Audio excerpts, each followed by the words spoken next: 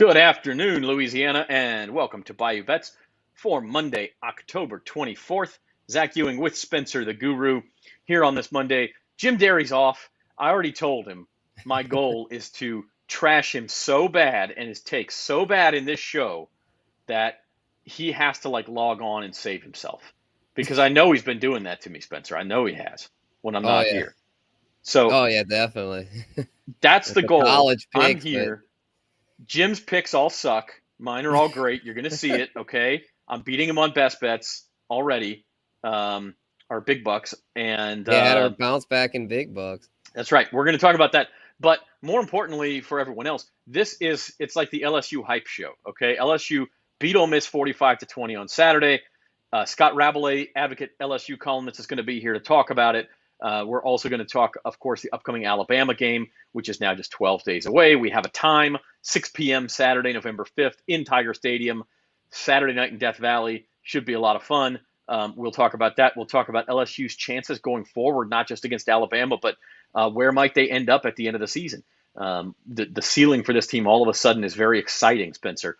And so Rab is going to be on here in about 5 minutes. Then we'll talk some Saints. I know probably not as excited about that, but the good news is that the division is not so hot.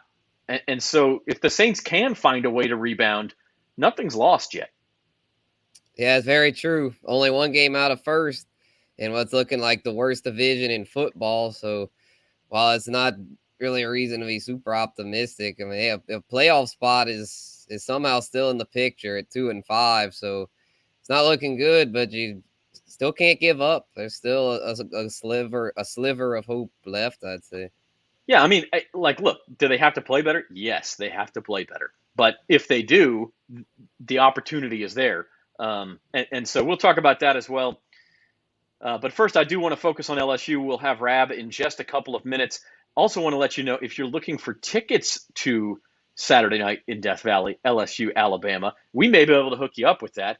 We're giving away 2 of them. Good seats, LSU, Alabama. Today is the last day to enter this. So here's what you got to do. You got to go to NOLA.com/LSU tickets and download and register for the Caesars Sportsbook app. Put some money in there and place a minimum of a $5 bet. Just $5. You could do it on Monday Night Football tonight. You could pick an NBA game out. You could even do it for a game later in the week, a football game next weekend, as long as you make the bet tonight. If you do all of that, you are automatically entered for the 2-ticket drawing, I think that we're doing tomorrow, for the LSU Alabama tickets. You have to be a new user. So if you already have the Caesars Sportsbook app, get a buddy, get a husband, get a wife, get a brother, get a sister, somebody who doesn't have it already, and say, hey, I told you about this. You got to take me if you win. So that's the way you do this. Also, like to remind you all, sign up for our newsletter, and you'll get wind of those opportunities before everybody else. NOLA.com/Bayou Bets for that. And so with that said, it's kind of time to talk LSU. Spencer, this game was 17-3 early in the second quarter, and then LSU just turned on the afterburners. Yeah, most definitely. And I know Jaden Daniels has really stepped up here lately, but I'd probably say this was his, I know Rab's about to join us. This, to me, is by far his best performance, considering coming in, there was a lot of doubt about LSU. There was a pick 'em. A lot of people had Ole Miss. A lot of people thought that LSU's not ready for this. And, Brian Kelly's first year, they're going to fall flat, kind of like what happened against Tennessee. But no, the opposite happened. They really turned up down the stretch and showed that they're a legit SEC contender. All right, so to talk more about LSU, Ole Miss, and about what's to come, we bring on advocate columnist Scott Rabalais. Rab, thanks for being here. Center myself here with you guys. Make last-minute delicate adjustments to the video stream. Hello, this how are you? Live, and all of the mistakes and foibles are live too. So yeah, we're not winning any Emmys here or anything, are we? Well, it depends on how many winners we give out. So that's what we'll try to do here. Hey, I like that book on your shelf behind you there, Zach. Yeah, I think that is a Scott Rabalais production up there. I guess. Yes. I edited a lot of that in late nights during COVID. In fact, you did. Some good memories amongst a bad time. Well, look, Ole Miss LSU, Scott. I don't think it was a shock that LSU won this game. I think what was shocking is maybe the way they did it, falling behind a couple of touchdowns and then just looking like I mean, quite frankly, they looked like one of the best teams in the country in that second half. Yeah, it's something that's become very familiar for LSU to get down by double digits early in the game against a Power 5 opponent. We've seen it time and again. We saw it against Florida State, and they almost came all the way back, down by 2 touchdowns to Miss State. Came back down 17-0 at Auburn. Came back to win. Couldn't come back against Tennessee, of course. Got down 7-0 at Florida, and never let them. I don't think ever let the Gators get away by more than 7 points. But this has been familiar territory for this team. They don't panic. Say what you want about them, or say what you wanted to say about them during the season. But they have some grit in them, and they some fight, and they don't give up. And they just were like, okay, eventually this is going to work. And you sort of see some defensive adjustments by Matt House, the defensive coordinator. They start to slowly shut down Ole Miss's running game and get more pressure on Jackson Dart. And that gives the offense room to breathe. And once they did, it was a road runner looking back over his shoulder, the coyote kind of situation. It was a beep beep and on down the road. And 42-3 after LSU trailed 17-3. That's remarkable. And I don't think, and Ole Miss was a top 10 team. I don't think the Ole Miss is a top 10 team, certainly in Tennessee's caliber, but they were a team 7-0. You had to respect the record. If not all the teams that they beat. But they had some talent. And of course, Lane Kiffin's an excellent offensive coordinator. And I made it my lead Saturday, just looking down in the second half, in the fourth quarter. He's just standing there with his hands on his hips, powerless. There's nothing he could do. And LSU totally took them out of the game. And it was remarkable to see. And now, of course, sets up an incredible, who could have expected scenario for the Alabama game for control of the SEC West next Saturday, Saturday the 5th. I mean, I think LSU fans in some ways feel like they've been out in the wilderness for a long time. It hasn't been that long. But it was pre-COVID, of course, that they beat Clemson for the national championship in the Superdome, January of 2020. This is the biggest game they've played since then, unquestionably. And the program has been through a lot since then. The COVID year, Ed Ogeron's demise, the coaching search, Brian Kelly starting out with that crazy game against Florida State. But now here we are, just a couple of years later, and it's like old times. Alabama LSU is this enormous game again. Yeah, it does seem very familiar. I mean, Alabama, as you're showing, is opening as a 2-touchdown plus favorite. Not surprising. I think probably my limited gambling knowledge. I think some of the money will move the line in LSU's favor, but they're going to stay an underdog, obviously, for the game. But this is. It seems like they've really accelerated the script. Going back to, you went back to the night of the Florida State game in New Orleans, that Sunday night after the game, and said they're going to be playing in November, going into November with a chance with their destiny in their hands to win the SEC West. And if they beat Alabama, they probably just have to win one of their last 2 conference games against Arkansas and A&M on the road to go to Atlanta. No one would have thought that. And just to have a chance is pretty remarkable. And now, of course, you have a chance. You want to win, right? It's like, hey, it's great to make the World Series, like the Phillies. No one expected them to get there as a third-place team in their division, but now you want to win it. And obviously, LSU is in that same boat, and they're playing with confidence. They're starting to get it. The offense has come around. The defense is gives them some plays and some yards. So they're not an ironclad defense, but pretty typical for a lot of modern college football defenses.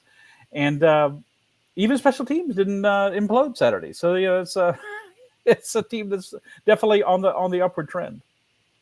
Yeah, in fact, this line you could bet Alabama LSU almost all season because it's so popular. A lot of these sports books will post lines throughout the year, and Alabama LSU was a 17-point line just a couple of weeks ago. So as I had one of the traders at Caesars text me this morning, LSU has scared some people off of that number. And so that's why they opened it this week at 14.5. And of course, now it will remain open with both teams off next week. So it's a super fascinating situation from a gambling perspective, but also just from LSU's perspective, Rab. Obviously, the LSU team we saw in September probably can't win this game, but there is a chance now. I think this LSU team can compete at home. What do you see as the biggest challenge Alabama presents that LSU is going to need to deal with on the field? Yeah, let's first remember a lesser LSU team went to Tuscaloosa last year and was throwing the ball in the end zone with a chance to win the game. a team that went to the national championship game in Alabama, and then lost to Georgia. So I think LSU is a little better, and I think Alabama is not quite that good, but they still have a guy named Bryce Young playing quarterback, and that's the biggest challenge. I mean, he's Hendon Hooker. It's hard to imagine anyone playing better than him right now in the SEC. And actually, Will Rogers I was just looking at it, has the best quarterback passer rating among SEC quarterbacks. Hendon Hooker second. And Bryce Young's been very good, but they're not quite as dynamic as they have been in the passing game. I think LSU has a better receiver room than Alabama does this year. I was looking at the stats. Jaden Daniels is fifth in the conference in passing yards. He's only like 86, 88 yards total for the season behind Bryce Young, and that's a little remarkable. Bryce has thrown 18 touchdowns. Jaden's thrown 12. But still, he's savvy, he's experienced, he's been through as many tough games as anybody you want. He keeps plays alive. We saw that at Texas when it looked like they're really on the ropes. We saw that against Tennessee when he brought them back and they eventually lost. But he can make things happen. And without him, I think this Alabama team is 9-3 at best. With him, he is the straw that stirs the drink, and he is the player LSU has to try to impact. And it will be interesting, won't it? There's been so much talk about Harold Perkins, the freshman linebacker, the freshman phenom, who once he got involved in the game is when they started to shut Ole Miss down Saturday. Do you trust him to be a spy or something to that effect on Bryce Young? Because you got to do something kind of special to stop this guy. Because if you can, then you really have a chance. For sure, Scott. And speaking of Jaden, I noticed he's been spreading the ball out pretty well, it seems, where last year it seemed like when Kayshawn was healthy, it was like just all Kayshawn. So do you feel that getting a lot of receivers involved has been a big key to Jaden's success? No doubt. They threw the ball to 8 different players Saturday, including the running backs, Goodwin and Josh Williams caught passes. Of course, Mason Taylor had that really nice 38-yard grab when he went up the sideline in the second half, the first half kind of got LSU's comeback started. But he and Butte are finding a little more chemistry, and then it's a very nice room. Brian Thomas, excellent. He just looks the part of a big time receiver with some NFL potential. Malik Neighbors had the struggles fielding punts, of course, but he has been very good catching the ball. Jeray Jenkins. And Butte is finally coming around. And look, we have to remember this it takes some time. They were together. Jaden arrived in the spring. They had the spring and the summer 7-on-7 workouts that they voluntary. Let me get my fingers in here. Voluntary workouts that people do in the summertime. The skill players, and it takes some time. I mean, I think if LSU, they're not a team. Teams don't exist in a vacuum, and this is not the team they were back in September. There's much more fluidity and trust and comfort with this offense with the players in it. I think if they went back and played Florida State, I'd be curious to see what kind of favorite they would be, because I think LSU would easily win that game. But they've come a long way from then. And Jaden Daniels, he's not looking to run first off. He's kind of going through his progressions. It seems like when he runs, it's more designed runs than scrambles. Still a few scrambles in there. And 11 touchdowns he's been part of, throwing and running the past 2 weeks of mine. That's, as I wrote in my column Saturday, that's Joe Burrow-esque kind of production, guys. And it's kind of remarkable to say that, but it's true. If he does that on November the 5th, they will have a chance in that game. I think, Rab, kind of what you're getting at and what a lot of people feel is that is LSU likely to beat Alabama? No, they're going to be underdogs. They're the money line's not out yet, but they'll be plus 500, 600 on the money line. I mean, that by definition, that's not a good chance. But you're in a spot where you can dare to dream now, because they have done enough. They're 4-1 in the SEC. If you beat Alabama, Arkansas and A&M are both road games, but neither has been a world beater. Like there's a lot to go for here. I mean, like if you can beat Alabama, you can start to think about Atlanta. Obviously, with 2 losses, the national championship is kind of a different story. But these are things that LSU fans did not think they'd be able to think about. Certainly not this year. No, not at all. I mean, this year, okay, you want to see some. If you're an LSU fan, if you're Brian Kelly, you want to see some improvement over last year, and 6-7 season, and 5-5 the year before. You're just trying to show some progress, and it didn't look like much progress in the first game, and and then you get to Tennessee, and okay, you have a win streak, and then you get to Tennessee, and you really get beat down, and that was really and even Kelly said it, a poor performance, a poor coaching performance, all that around. But the last 2 weeks have really given you hope if you're LSU. I'm reminded, guys, and I'm a lot older than you guys, so bear with me. I'm reminded. I think some fans will remember the 2001 season, their second season under Nick Saban, when they lost it. They lost to Tennessee early in the year. They got crushed by Florida at home, but then they found something in the second half of the year, and they started clicking, and they started winning, and they went to the SEC championship game, and they beat Tennessee, which was number 2 in the country, which is they came into the Orange Roses thinking they're going to the Rose Bowl to play for the national championship. And then they went to the Sugar Bowl and beat Illinois and finished in the top 10 in the country. And no one saw that coming. And I'm not saying that's going to happen this year, but it just reminds me of that, a team coming together as the season goes on. And yeah, it's just like I said, once you get here, you want to do it. You want to win. You want to be a champion. But it really is quite the accomplishment that LSU has gotten this far. That they're playing for something significant in November, and if you win. You just probably have to split the last 2 games. So Alabama would have 2 losses, and you'd have a tiebreaker on them. You got a tiebreaker on Ole Miss, and if Ole Miss loses one more game, they got a very tough schedule remaining. Still to play Bama, yeah. So, right, and I think they've got A&M this weekend. We'll see how that goes, but it's they're at A&M, Bama, at Arkansas, Miss State, and the Egg Bowl can go any way, and Miss State's a capable team. So I would expect Ole Miss to lose one more game. You're pretty much in the driver's seat. You just have to play 500 at that point. Can they do it? Can they get there? Again, it's not likely. It seems unlikely, but I wouldn't have thought they'd be in this position at all, back in September. Yeah, no, I mean, you got to be at the dance before you can find a partner. So we'll see what happens. Scott, I know you've got to run, but I just wanted to put in 2001, you were already in your professional career. My high school state wrestling team was winning a state championship that year. And Spencer, were you even in Pee Wee basketball yet? Oh no, I was 3 years old. You're barely out of diapers. So yeah. I just wanted to throw that out there. Ty's older than Spencer. Yeah. All right, Scott Rabalais from The Advocate, talking a little LSU. We appreciate you stopping by. Thanks, guys. And whenever I could give you that historical perspective, I'll bring you something from the Great War next time you have me on. I'll mention something from back then. Something with tanks, please. Yeah. Thanks. Right. Thank you, Scott. That's Scott Rabalais talking a little LSU. It's exciting times. It really is. Now, are they going to win the game, win the SEC this year? Probably not. Are they going to beat Alabama? I mean, I wouldn't pick them to beat Alabama straight up. I do think it's going to be a competitive game. I just think you have to. You just have to love what Brian Kelly's done with the team through 8 games. Yeah, most definitely. And I feel like even if they lose to Alabama, it's by no means a failure, because it's like they weren't even expected to be in this position. So I feel like they're in a good spot to where if they win, well, then great. They're in the driver's seat, like we were saying. And if they lose, well, they could still make a pretty solid bowl game, because all the rest of their games are winnable. They get one more non-conference, and then Arkansas and A&M, and neither of those teams are looking very good this year. So that would still be, a 9-win season. That's nothing to sneeze at.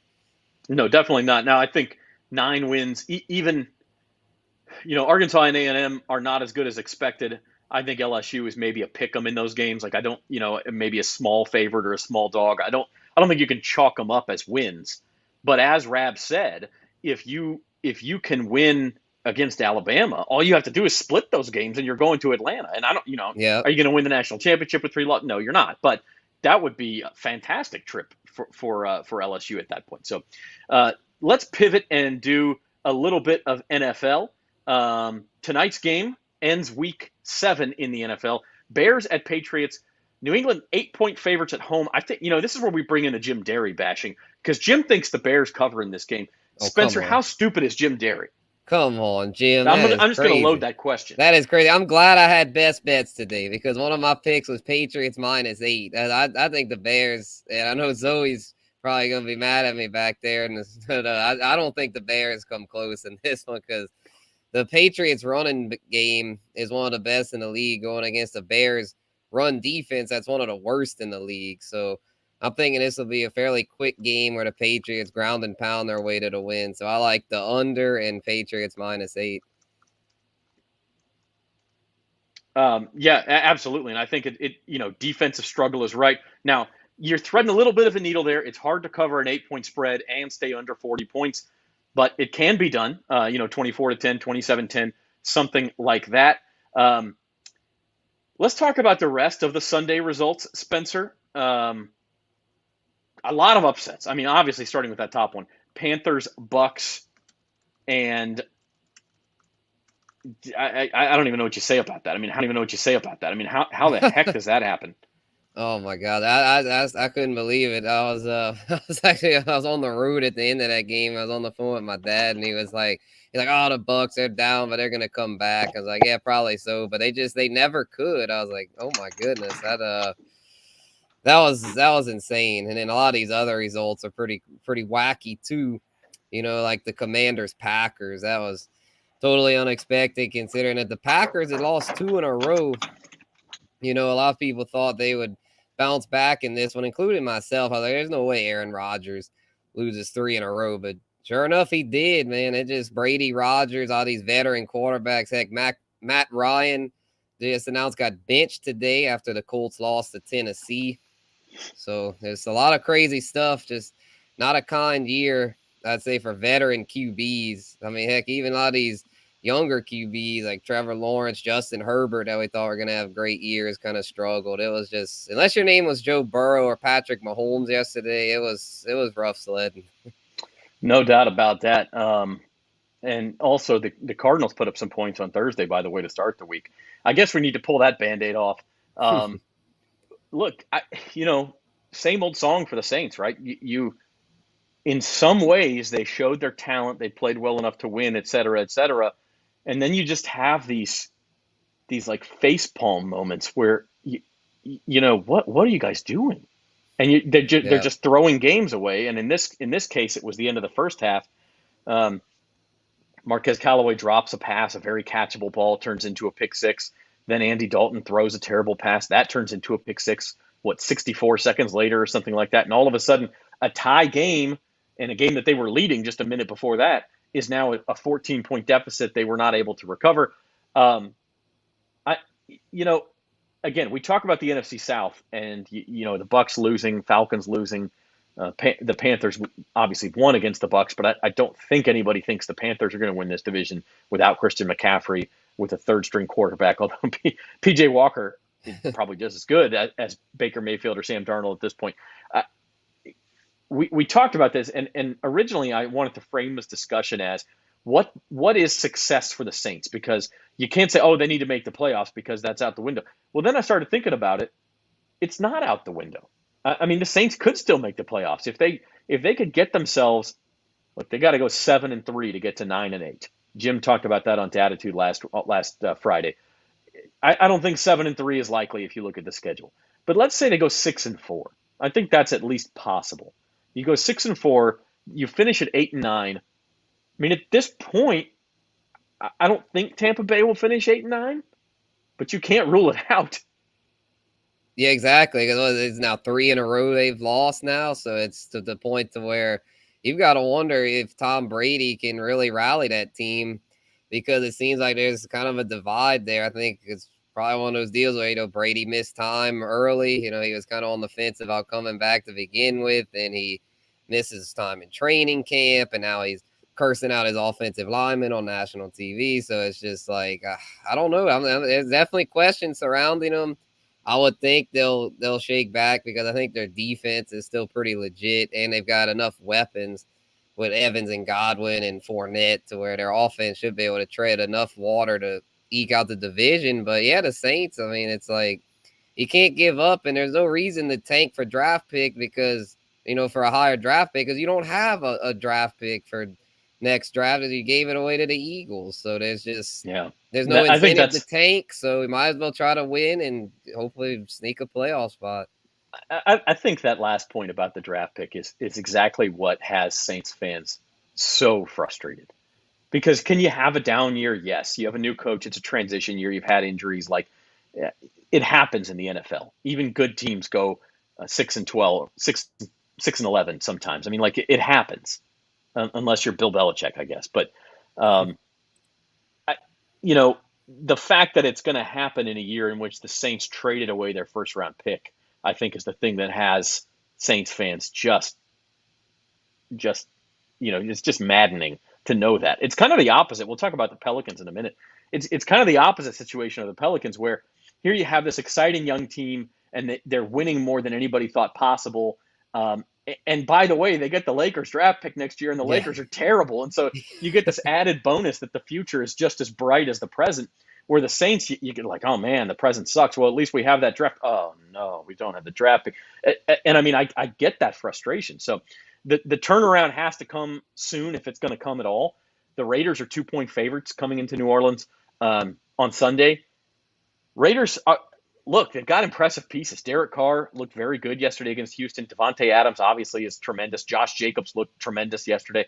Offensively, the pieces are there, but they're not unbeatable. Certainly, they're 2-4 also. Like, you can score on this defense. You can bait Carr into some mistakes sometimes. Where do you handicap the Saints' chances in this one? Yeah, I think a lot of it will depend on how healthy the Saints can get by the time it is this one. And a lot of it, when I say healthy, I mean, it's like quarterback. Like, you got to get Jameis back for this one, I feel. I know I've been hard on Jameis some weeks, but I feel like now is to the point where you've got to go back to him, because Andy Dalton, man, he did a good Jameis impression last week, 3 picks. I know one of them wasn't his fault, but to me, if he's an interception machine too, Jameis definitely has the better arm. So it's like, I feel like you got to go back to Jameis at this point if he's healthy. So hopefully he is, because I feel like with Derek Carr and against Derek Carr, Josh Jacobs, Devontae Adams, you're going to have to score a lot of points. This one's probably going over that 48, because both of these offenses are probably better than the defense. The Saints defense been a massive disappointment. So hopefully Jameis and maybe even Michael Thomas could be ready to go, because the Saints are going to need all the points they can get against that Raiders team, because their offense is legit. They can throw it and run it. There's no room, and they might get Darren Waller back, so they're going to be tough to stop.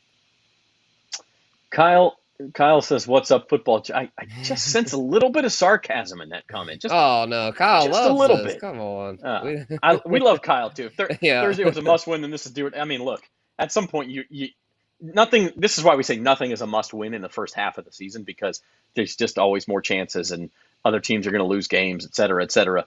But at some point, like I said, if the turnaround is going to come, it's going to come. They have 2 home games in a row. Raiders, then the Ravens on Monday night, followed by a road trip to Pittsburgh, which is obviously a tough place to play, but the Steelers are not scaring anyone at this point. You have to play well to win that game, but you certainly can. If the Saints won 3 in a row and got to 5-5, we're having a much different discussion 21 days from now, I think. Jim Derry taking a little time off today with the Thursday game. He didn't have to do Datitude this morning, so give Jim a break. No, I'm just kidding. Give him hell. Make him show up on the show. Jerry, what's up, buddy? Jerry. We're talking a little Saints. I do want to introduce a new member of our team here in just a second, and that is Zoe Collins-Rath. A lot of you remember Devin Jackson from last year. Zoe's taking Devin's place, so she's going to produce for us. She's also going to drop her knowledge on us. Zoe's a basketball aficionado above all else, but I think she may just have something for us in the football, baseball worlds and everything else as well. So let's bring on Zoe. Zoe Collins-Rath, welcome to Bayou Bets. Well, thank you for having me. And everybody say hi to Zoe. And Kyle says, if the Saints don't win Sunday, pulling the paper. Zoe's new to New Orleans, so she may not know about the paper bag era, but you may find out about it faster than you want to. That's probably inevitable. Come on, Kyle. It's not that bad. Got a pessimist here. Hey. Zoe, let's go ahead and make our first pick on the show with you here. Saints Raiders. I know we still got a show Thursday, but if you have to call it right now, do the Saints get back on track against the Vegas Raiders on Sunday? No, I don't think so. I think the Saints are a little bit too inconsistent, and Dalton needs at least some more consistency and a little bit more help everywhere, and get his mind right. Like Kyle just goes, "Hey Zoe, who did you piss off?" Yeah. This is not a punishment. I swear it's not. It's not. This is going to be fun, I promise. But I think at the quarterback position, Dalton, and I don't want to sound ageist, I think he's showing his age a little bit. He has. Yeah, we need Winston. That's what I said. I don't necessarily want Jameis Winston either, because both Oh. of these quarterbacks are going to throw their interceptions and have their brain farts on offense. But at the very least, Andy Dalton has a little bit more of NFL experience and have a little bit of a stronger IQ. But with that being said, with the amount of mistakes that the Saints have been making, I got to pick the Raiders. All right, so we got to vote for the Raiders here. We'll talk more about this on Thursday. I mean, here's my thing on Jameis versus Andy. Like you said, Spencer, you said it perfectly. Andy Dalton showed off his Jameis Winston side on Thursday, throwing those two. Now, look, one of them was not his fault. The Marquez Callaway, that's on Callaway. He needs to make that catch. But the one in the end zone and then the one after the Callaway, terrible throws. You can't make those decisions. You can't make those throws and get away with it in the NFL. Now, I'm going to blank on his name, but the Arizona safety who returned the second pick for a touchdown. Isaiah fantastic Simmons. Catch. Yeah, Isaiah from Clemson. Fantastic catch. I mean, not everybody can make that catch. So sometimes you get punished, sometimes you don't. It was still not a good throw. But I'll put it this way. Jameis obviously has his Jameis side, right? But he's got the higher ceiling than Dalton does. And the Saints need to roll the dice right now. They need that ceiling. Look, if you're going to throw a couple picks, I need four tutties with it. So, you give me that, and maybe the Saints have a chance in some of these games. Yeah, I think they could. With Jameis, at least, I think they have a little more of a fighting chance, kind of. I know his decision-making might not be quite as good as Dalton, but to me, the end of that Cincinnati game was kind of telling as far as Dalton. It started off good, but then down the stretch, it just kind of crumbled, whereas we saw a resilient quarterback like Joe Burrow. I mean, just so cool, calm, and got it done. So it's just, and they also, Michael Thomas, I brought him up earlier, and I'm going to say it again. He's got to get back out there. I know a lot of people have written him off, but I know he's not what he used to be, but he's still got some juice to where, or in Jarvis Landry, if not Michael Thomas, at least give us Jarvis Landry, because hell, I mean, Olave's needs some help. I mean, he can't do it all by himself. I mean, look, the Saints, and this is funny. I tweeted this out the other day. Their 2 wins are over first-place teams, by the way. Like, you don't think about that. The Falcons are tied for first place, and the Seahawks are in first place. So, kind of amazing. Crazy. But I was going to say this. I mean, the best the Saints' offense looked all year was in those 2 wins, right? And, well, it was at the end of the Falcons game, the fourth quarter, and it was Michael Thomas who was getting it done. And then in the Seahawks game, you had Taysom Hill bust a couple of long runs. They probably don't win that game without those. But the most consistent quarter the Saints have played all year on offense was the fourth quarter against Atlanta. And it was Michael Thomas. And Jarvis Landry, by the way, played pretty well in London as well when they started to get the offense rolling against the Vikings. So it does make a difference. You need those weapons in there. You need them. And so we'll see what they can do. But anyway, we'll talk more about it on Thursday. Saints, Raiders, backs squarely against the wall for the Saints. They lose this one at home. Then you start to think about how bad can it get. In the meantime, we'll pivot, talk a couple of other things. The World Series matchup is set. Phillies versus Astros starts on Friday, so we get a few days off because both LCS ended early in 5 games for the NLCS, 4 games for the ALCS. Spencer, are you surprised that this series price is not bigger for the Astros? I kind of thought it'd be over 200. Yeah, I thought so too. At this price, I might be willing to just play chalk and go with the Astros, because I feel like you're not having to pay that much juice considering how much better they were in the regular season than the Phillies. I know this is the postseason. It's a completely different style of baseball, especially with the pitching, but I feel like the Astros have the upper hand with their pitching. And the Phillies, they've got all these big sluggers, but I just don't see them matching up too well against those Astros arms, man. Verlander, McCullers, Javier, Framber. I always forget about Framber. Framber Valdez, yeah. Yeah, exactly. It's just, to me, it's just, they're just overmatched. I mean, maybe they'll keep it going. They seem like they could maybe be like one of those teams of destiny, but at a certain point that runs out, and I think it runs out against the Stros. Yeah, I will say this, Zoe. The Phillies bats, they're the bats at the top of their order. Schwarber, Harper, Rhys Hoskins, Real Muto. I mean, they have been as hot through 3 rounds as any lineup in baseball. And if that gets going, the Astros actually have had trouble hitting at times in this postseason, even though they haven't lost yet. But 4 days off is a long time. Things can reset it's the Astros pitching against the Phillies bats. Where do you come down? True to Chicago form. In 2005, when the White Sox won the World Series, that just purely came down to pitching. And I will always trust a strong bullpen over batters any day of the week, because some games are off, some games you're on, but you can always rely on good pitching and good defense. And as much as I hate the Astros, their bullpen is solid, not to mention they've been in the postseason more than the Phillies in the past. And I think pitching experience and playoff experience is going to win out ultimately. And certainly seems that way. Yeah. Yeah. There's a lot of Astros fans in Louisiana. There are none on this show, I'm sorry to say. But look, the Astros are favored. I'm surprised they're not favored by more. But that kind of makes you think that somebody knows, hey, the Phillies could compete. And they do. Look, when Zach Wheeler or Austin Nola's on the hill. Aaron Nola's on the hill. Yeah, they have a legitimate chance. And I think maybe Louisiana fans look at it that way. Either the Astros are going to get a World Series ring, and I would be happy for Dusty Baker, by the way. That man deserves a World Series ring. Or Aaron Nola gets another LSU ring. So it works out well, either Bregman and the Astros or Nola and the Phillies. So good news for LSU. More good news. The best comment Kyle Brister's ever had on this show. It is true that Derry's bookie paid him a visit to pick up his car. Well, he makes good on his Saints win total over. Maybe that's where Jim is today. He asked for the day off. I wonder if he's going to the impound lot. Could be. Pay up. Speaking of best that bets, Saints win total. Yeah, Jim Derry's best bet actually won for once, but he still only won $6 this week. He has Bears plus 7.5 pending tonight. The line's actually up to 8.5 now. Guru, you have lost $15, but you can get that back tonight. I think at the end of your money line parlay, you just need the Patriots to win the game. Right. And hey, I won some money. Hey, I won go some money Rutgers. this week. We're going in the right direction. Rutgers came through for me, covered against Indiana with my best bet. So yeah, we're off and rolling. It's only uphill from here. That doesn't sound right. It's downhill from here. Yeah. The balance is going up. I'm running downhill.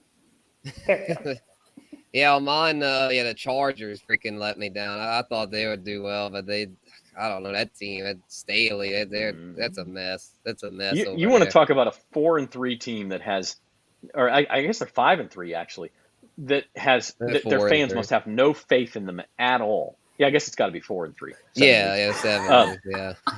I can do math. I promise. Sure. I'm getting my Lamborghini prepped with all the best bets I'm winning. Ooh. I don't know if he's going to win any money tonight with the Bears. If only we had the cojones to bet that much for our best bets. Don't lie. He's betting on the Titans, and they keep the magic pixie dust for the Tennessee Titans keeps working. Outgained 7 times this year, and somehow they're 4-3. All right, shifting to basketball real quick. This is Zoe's fast lane here. She can tell us about the Pelicans. Look, they were down by 17 points in this game. I don't think they came out with the right kind of energy after winning 2 in a row on the road to open the season, Zoe. Probably more important than the fact that they came back and made this a game, a loss in overtime, is the fact that Zion and Brandon Ingram do not appear to be seriously hurt. Ingram is not going to play tomorrow against Dallas. He's in concussion protocol, but hopefully won't be a long-term issue. Zion has let me get the exact term here, a hip contusion. Posterior hip contusion, which I believe is the scientific term for badly bruised booty. So it looks like he's questionable tomorrow, maybe back. Herb Jones also questionable for tomorrow. So I don't know if I bet on the Pels tomorrow, but long-term, this team looks like it has something, so. Yeah, 100%. I mean, tomorrow they're playing the Mavs, who are currently 1-1. So I take that bet for the Pels. I think with them having their first loss last night, coming off a lot of those wins, your energy is up here, and you don't think you need to be up here, but then you get caught, and it's a close game, and then you're 17 points in a hole, and you force an overtime. The energy that they had going into overtime was great, and it showed a lot of their depth, a lot of things of what they can do, especially in the future. It just has to come down to how they play defense and sustaining that defense and that energy over the course of 4 quarters of basketball. It is hard to do, but they can get it done. It's an 82-game season, and they still have a lot of kinks to work out. But I think we should all be happy and optimistic that the Pelicans are here in the position that they're in, because they have a lot of room to grow and stay healthy. Fingers crossed. Because worst case scenario, if the injuries start piling up, then I don't think the playoff chances for the Pelicans are going to be there. Yeah, I mean, I just want to see him stay healthy to see what happens, because you can, Spencer, like against the Nets on opening night, you could see the potential this roster has. Mm-hmm. But it also is kind of fraught with peril, as Zoe mentioned. Like Zion goes down, one other guy goes down, all of a sudden the team's not very deep either. I feel like their depth's pretty solid, though. I mean, they've got some quality I'm saying pieces. if you take away some guys, all of a sudden you get into the depth. And yeah, I mean, it's one of those. Obviously, you're not going to make a super deep run if you lose Zion and Ingram, but I feel like the depth's good enough to where, like, even if they have an injury or two, they should still make the play-in and maybe get out of there and cause some trouble like last year. But let's hope it is better than that. The whole point of this season is you've got everybody ready. You know, you got CJ, BI, and Zion all, at their, peak levels, playing at all-star caliber levels, where you want to try to not only like make the playoffs, but you want to try to get a home playoff game, like a top 4 seed. I feel like that's this team's ceiling. And so they've just, obviously got to stay on the floor. Zion might have to dial it back a little bit. He could have, luckily it was just a bruised booty. It could have been worse. So, I mean, he slammed that floor. That was like, man, that was scary. But he can stay out there. And then BI, concussion last night. Hope he'll only miss a game or two. So where those guys, though, they just, I love the ceiling, where I know they're kind of risky, but if they hit it, they're going to have a special year. Yeah, I mean, but that's the risk you run with such a young team that's still trying to find their groove and build something. And if the ceiling is high, who knows what's going to happen, especially with the experience and just them trying to find themselves and prove to other teams in the NBA that this is a team that should be respected. Yeah, look, I hope the Pels do well. I mean, I'm repping my NBA Jam shirt. There's the 2 guys who are hurt right here. But, I'm going to be the pessimist of the group. Is the ceiling a top 4 seed? Sure. If everything goes right and they hit their ceiling, I don't think they're good enough. I think if you look in the West between Golden State, Phoenix, Clippers, Dallas, Denver, Memphis, I don't see this as a top 4 team in the West. I think maybe 6, maybe you avoid that play-in. Raining on the Pels parade. I'm just trying to be realistic. I wouldn't go out and bet a whole bunch of championship futures or anything like that just yet. Obviously you're going to get a better price now, but I'm going to be the pessimist of the group. It's only October. It's the best time to make predictions. It's the best time. Look, it is, but it's, top 4 team, let's go for it. I am noting this right now. All right, write it down. Yeah, write it down. Let's write it down. She popped the cap top off the 4 pin. seed. Let's do it. Let's do it. Yeah, Pels win total was 45.5, I think, before the season. I think that's about right. I think they're in mid-40s, which is probably in that 6 to 8 seed range, where you might avoid the playoff, the play-in, you might not. So we'll see what happens. But I do think they're a better team than last year when they had to. I mean, look, they were the 9 seed last year. They had to spring an upset just to get into the main bracket as the 8 seed. I think they're better than that. I just don't think. I think it's too early to talk top 4. I do. But we shall see. I'll just say, the ceiling. That's the main point I was saying. Like, I'll just go all out on a limb and say they'll do it. But it's obviously it's not something I'd put a bunch of money on, because it's just so it's Zion's injury history. It's just. I'm surprised the floor was okay. Trust. By the way, I'm surprised the floor. I mean, he hit that floor. You talked about that. Like, that's a big dude. Yeah. That is a big dude coming from a long throughout the city. Yeah, no doubt. Man, you talk about LSU Ole Miss earthquake game. That was the Zion earthquake game. Hopefully he's okay, and it's okay to joke about this. But I do. It looks like maybe he plays tomorrow, maybe he doesn't. But they go to the West Coast starting Friday. And I think he'll be fine for that. So Yeah, some stretches, some ice, his butt will be good. line of the day right there. Yeah. God dang it. Let's look at the final. You know, Thank you, Jim. yeah, I happen to agree with that. So I'm not. Let's look ahead to the weekend. I'm not gonna argue with Jim for once. NCAA Week 9 coming up. Ohio State, a road challenge at Penn State.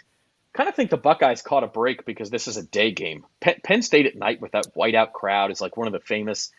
I don't know. I would put them on upset alert maybe if it was that, but they're just too good, Spencer. Yeah, definitely. Yeah, I mean, Penn State, they killed Minnesota, but I just feel like Ohio State's on a whole nother level. So, yeah, I wouldn't.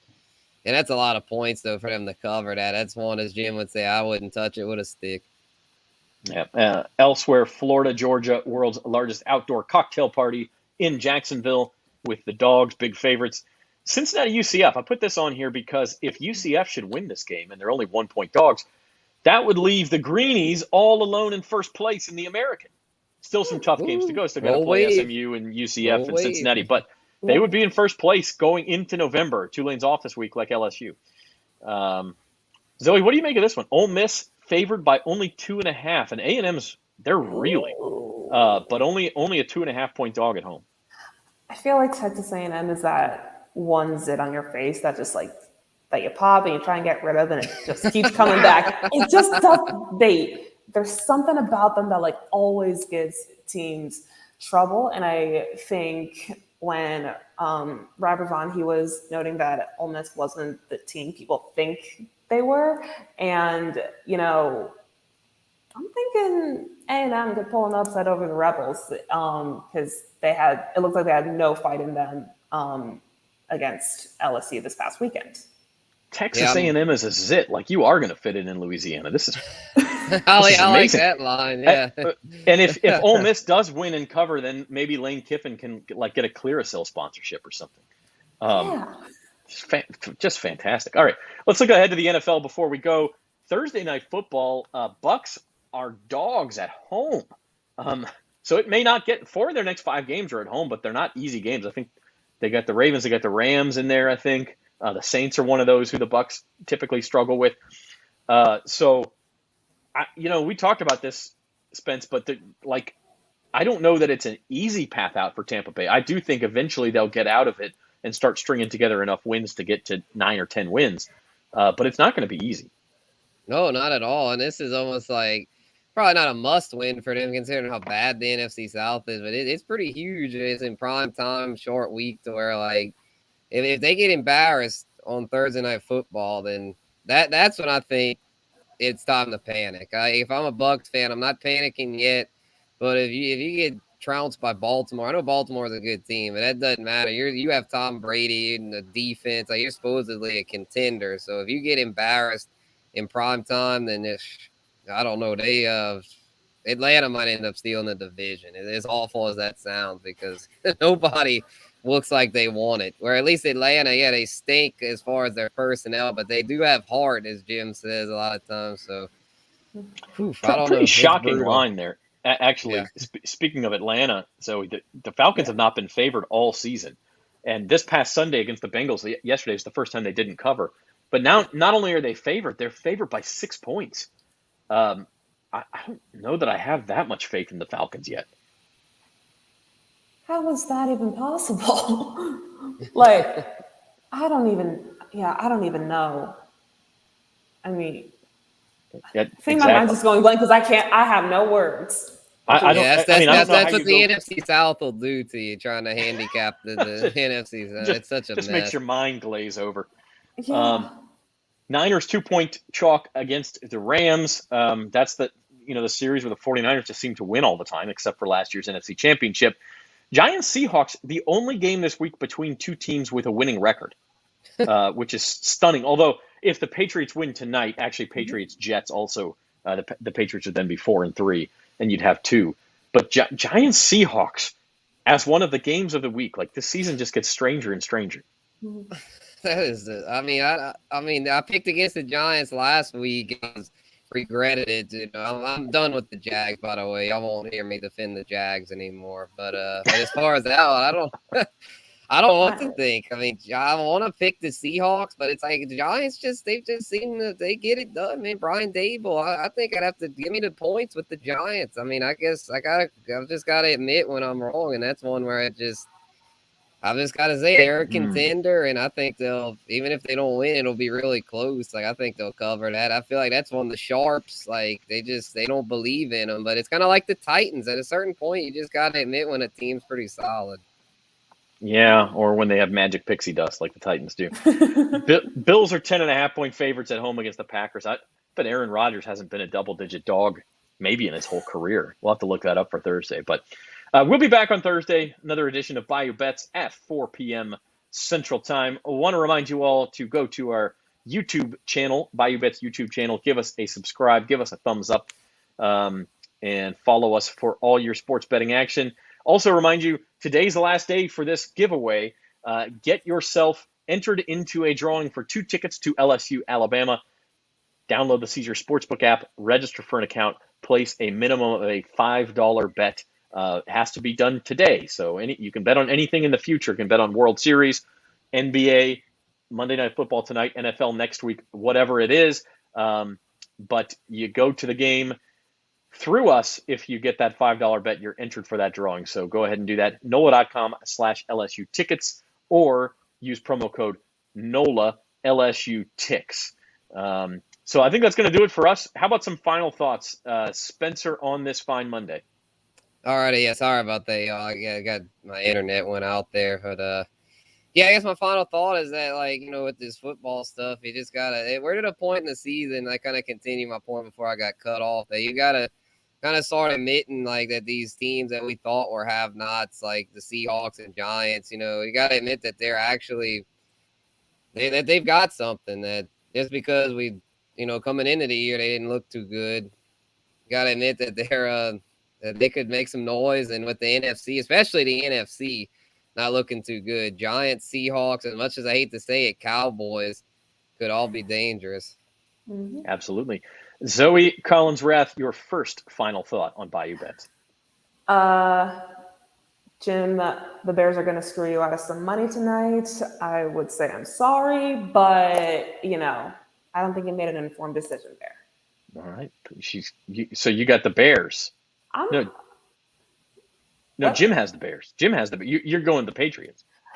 Yeah, I just got to be realistic. They're not where they are not. Even the Chicago girl is going against the Bears. That's how bad it's gotten. Listen, I could go on and on about this, but when we got Khalil Mack and then we had to trade him, we gave up some protection of Justin Fields.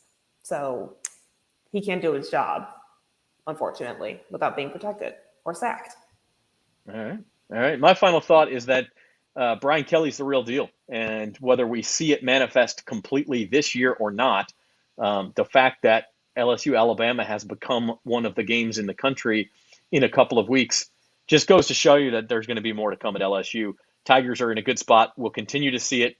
And I I'll give you an optimistic double. I think the Saints will rebound as well. I don't know to what degree, but I do think we'll see them string together a couple of wins in the second half of the season and kind of keep our hopes up at least into the Christmas season. So with that said, we'll be back Thursday. Bayou Bets at 4 o'clock. We'll be back with Jim Derry. I guess we'll let him back. Zoe and Spencer will be here as well. We will preview the weekend to come, Week 8 in the NFL, Week 9 in college football. And Spencer and I will be back tomorrow, Fantasy Roundup, 2 p.m., talk all your fantasy football needs. And Jim will have Datitude as well on Wednesday morning, so check that out. Until next time, everybody, this has been Bayou Bets. Thanks for joining us.